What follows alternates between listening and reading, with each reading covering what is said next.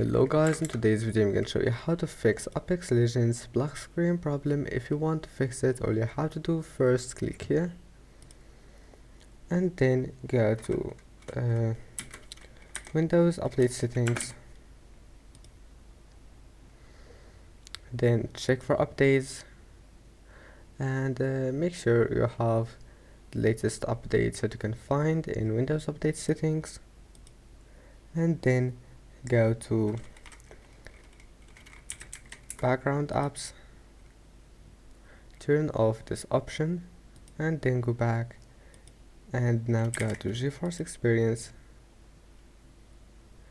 go to drivers, check for updates, make sure to install the latest update that you can find in these applications, and if you can't find GeForce Experience, just download it from any browser. And after that, open Task Manager.